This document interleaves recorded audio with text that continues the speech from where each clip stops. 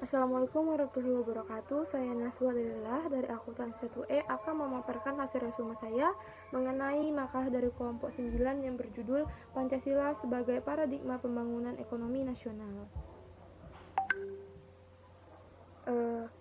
Pengertian ekonomi. Menurut KBBI, kata ekonomi berarti pengetahuan dan penyelidikan mengenai asas-asas penghasilan atau produksi, pembagian atau distribusi, dan pemakaian barang-barang serta kekayaan yaitu konsumsi. Menurut An-Nabahi, kata ekonomi berasal dari bahasa Yunani kuno, yaitu Greka, yang bermakna mengatur urusan rumah tangga. Sedangkan menurut Abdul Manan yang mengutip pada Profesor Robin bahwa kata ekonomi adalah suatu pengetahuan yang mempelajari perilaku manusia sebagai hubungan antara tujuan dan sarana langkah yang memiliki kegunaan alternatif. Macam-macam sistem ekonomi. Terdapat sistem perekonomian kapitalisme, sosialisme, komunisme, dan merkantilisme. Fungsi sistem ekonomi ini yaitu sebagai penyedia dorongan untuk dapat melakukan produksi dan mengkoordinasikan suatu kegiatan individu dalam perekonomian. Selanjutnya, tujuan sistem ekonomi. Tujuan sistem ekonomi ini diantaranya adalah meningkatkan suatu kemakmuran dan kesejahteraan ekonomi masyarakat. Kedua, meratakan suatu distribusi pendapatan di berbagai golongan. Ketiga, meningkatkan sebuah pertumbuhan dan kestabilitas ekonomi. Keempat, memperluas sebuah lapangan pekerjaan sehingga dapat mengurangi pengangguran. Dan kelima, menentukan berbagai jenis, jumlah, dan cara atau teknik menghasilkan produk yang dibutuhkan masyarakat.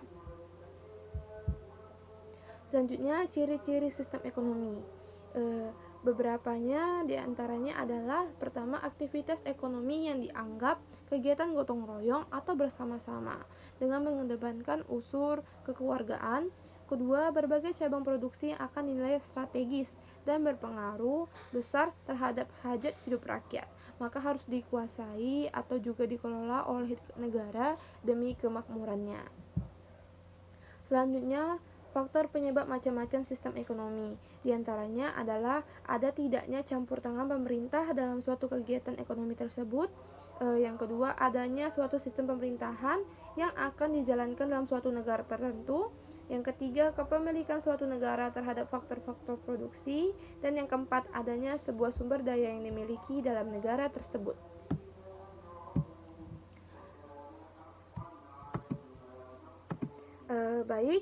Di sini kita akan membahas selanjutnya tentang ekonomi Pancasila. Ekonomi Pancasila adalah sistem ekonomi yang mengacu pada sila-sila dalam Pancasila yang terwujud dalam 5 landasan ekonomi, yaitu ekonomi moralistik, perketuhanan, ekonomi kemanusiaan, nasionalisme, ekonomi demokrasi, ekonomi kerakyatan, dan diarahkan untuk mencapai keadilan sosial bagi seluruh rakyat Indonesia. Ekonomi Pancasila mempunyai ciri utama, diantaranya yang pertama, perkoperasian sebagai sebagai soko guru perekonomian. Dua, roda perekonomian digerakkan oleh rangsangan ekonomis dan juga oleh pertimbangan sosial dan moral. Yang ketiga, pemerataan sebagai perwujudan solidaritas dan nasionalisme. Berikutnya kita akan masuk ke ekonomi Pancasila. Kebaikan sistem ekonomi Pancasila ini adalah sebuah sistem ekonomi yang berdasarkan dengan Pancasila, yaitu sila-silanya ketuhanan yang Maha Esa, kemanusiaan yang adil dan beradab, persatuan Indonesia, dan kerakyatan yang dipimpin oleh hikmah kebijaksanaan dalam permusyawaratan perwakilan, serta keadilan sosial bagi seluruh rakyat Indonesia. Kelemahan ekonomi Pancasila ini adalah dapat mengacu kepada sistem ekonomi liberal yang mengeksploitasi dan menindas.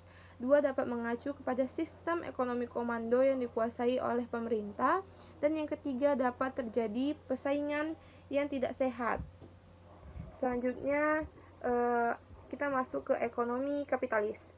Ekonomi kapitalis ini adalah sistem ekonomi yang menghendaki adanya kebebasan setiap individu untuk melakukan segala kegiatan ekonomi tanpa ada campur tangan pemerintah.